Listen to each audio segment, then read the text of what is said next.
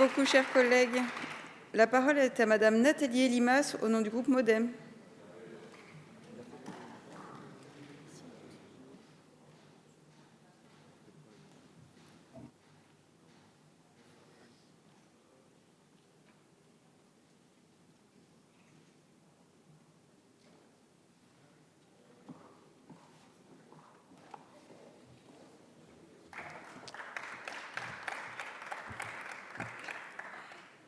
Merci Madame la Présidente, Madame la Ministre, Madame la Secrétaire de la Commission, Monsieur le rapporteur, cher Gilles.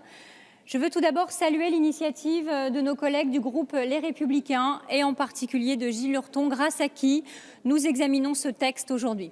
Alors c'est vrai, ce texte revêt une importance particulière pour le groupe MoDem qui, depuis 3 ans, la défend avec constance, PLFSS après PLFSS, et porte au-delà une ambition pour une politique familiale renforcée dans notre pays. En effet, force est de constater que la politique familiale s'est progressivement éloignée de ses objectifs. Rappelons que le cœur de cette politique est qu'elle soit versée à toutes les familles, quelles qu'elles soient, au visage pluriel, au caractère socio-économique varié dans leur souhait d'accueillir un enfant. Or, ces dernières années, un certain nombre d'erreurs ont été commises. La première, c'est de confondre la politique familiale et la politique sociale.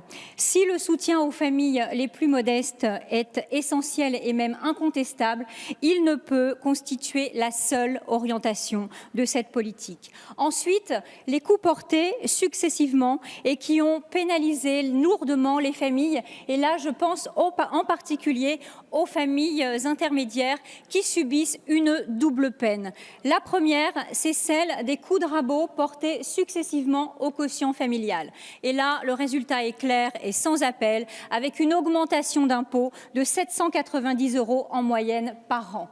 La deuxième, c'est le coup porté au principe historique et fondateur de notre politique familiale qu'est l'universalité. Or, ces familles de classe intermédiaire, elles paient l'impôt, elles paient des cotisations, elles abondent cette politique publique sur laquelle elles sont de moins en moins bien servies.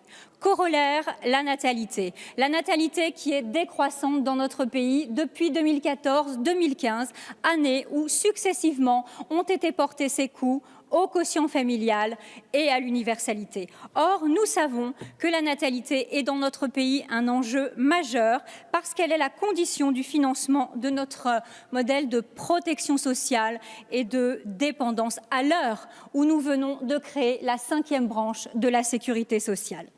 Enfin, événement inattendu sur lequel je souhaite m'arrêter un instant, la crise d'une violence inouïe que vient de traverser notre pays, à l'occasion de laquelle les familles ont été mises à rude épreuve. Et je crois déjà que nous pouvons tirer 2 observations.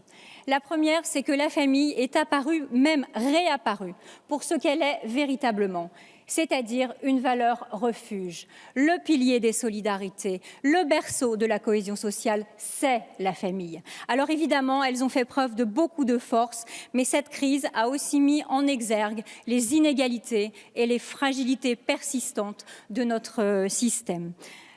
Le gouvernement a apporté pour cela des réponses d'urgence que bien évidemment nous saluons, mais aujourd'hui nous plaidons pour un plan pour la famille, ce que j'appelle un Family Act à la française, pardon pour l'anglicisme, à l'instar de ce que font nos voisins allemands ou encore nos voisins italiens qui n'hésitent pas déjà à investir près de 22 milliards dans cette politique et qui ont bien mesuré l'ampleur d'un tel virage pour une politique familiale renforcée, véritable outil économique de la relance, là où je crois le statu quo ne ferait que rajouter de la crise à la crise.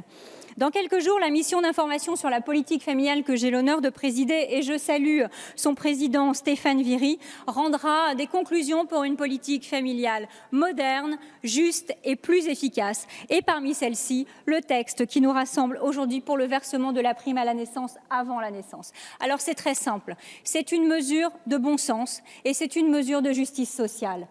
Accueillir un enfant, c'est 1000 bonheurs. mais c'est aussi 1000 dépenses. Et le versement de cette prime de pas loin de 1000 €, eh bien, sera très utile aux familles avant l'arrivée de l'enfant et en particulier aux familles, je le disais, les plus modestes.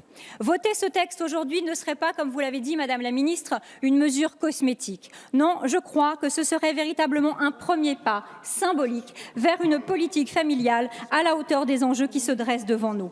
Alors, je l'ai dit, cette mesure, nous la soutenons, nous la portons et je vous invite, mes chers collègues, à voter à l'unanimité en faveur de cette proposition de loi portée avec talent par notre collègue Gilles Lurton. Je vous remercie. Merci beaucoup, chers collègues.